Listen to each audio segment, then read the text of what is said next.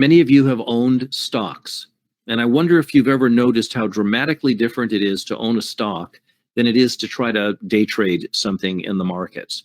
So you can go to work, you can go home, you can cook a dinner, you can go see some entertainment.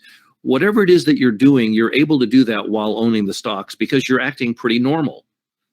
And so why is it that way? Because the stocks are really a much longer term outlook. You're not really looking for any specific thing to happen right now. You're sort of maybe in it, for a longer term thing. Well, I found after a long time of being around markets that in many, many cases, if you could learn to trade futures the way that you now easily trade stocks, which is that these are larger moves, like, weekly closes above 1732 in gold will advance to 1845 into November.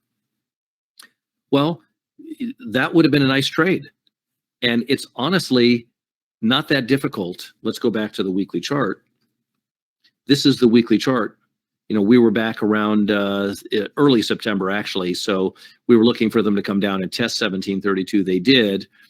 And yes, they had a lot of spikes back and forth. But if you were holding this just in terms of like you think of a stock, and then suddenly one day they're up at your number, 1840 to 45, you take it off, you traded like a pro.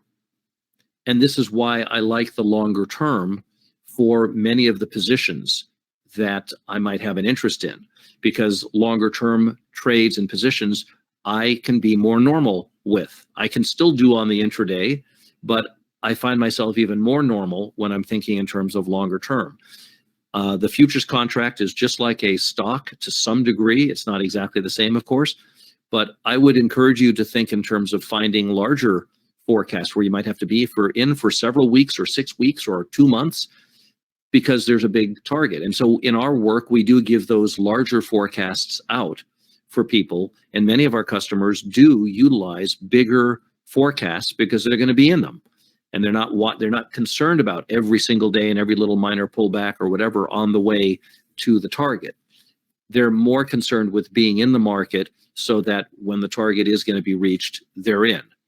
And so it may seem almost, hard to believe that you could hold on to a futures position for 6 weeks or 8 weeks. But if there's a move that really indicates that's going to happen, that big move is going to happen, you will clear, in many cases, a lot more gain from that type of trade than you would trying to snip in and out of the market and dealing with a lot of the execution emotions that happen to people because they don't have the extraordinary ability of being normal while, the markets are moving. Ed says, in regards to trading longer term, by taking that longer term approach, aren't there more conditions that have to be met for price to meet the objective?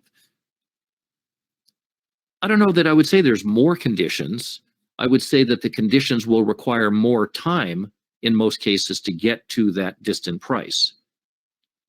But I don't know that there would be more conditions. As a matter of fact, in some cases, when you go to larger timescales, it becomes less likely that a yet again larger timescale is going to interfere with your trade.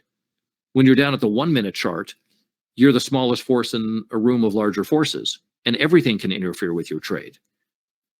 So when people are telling you this is what you do, you put your indicators on here and you follow our 1 minute chart, that's nonsense, because your 1 minute chart doesn't know anything about what the larger forces are, and those forces are, every one of them is larger than you. They're all there. But as you go up in time frame, when you go from 1 minute to say 60 minute, the next larger time frame takes longer to get into position to be hurting your trade. And then if you go even larger than that, it could be many, many months before some other force comes along to counter the force that you're trying to trade. So the ability for the market to interfere with your trade actually goes in your favor when you're trading longer term, because there's less larger time frames hitting, high noon and being in position to express something that goes counter to your trade, as opposed to when you're down on a very small time frame, everything can hit high noon. Everything is bigger than you. And that points out to the ridiculousness of anybody who's demonstrating a premise that a 1 minute chart is going to be using this system that just is a 1 minute thing, that it always is going to work. In fact, it almost never works, because every other time frame is larger than that and can mess with it.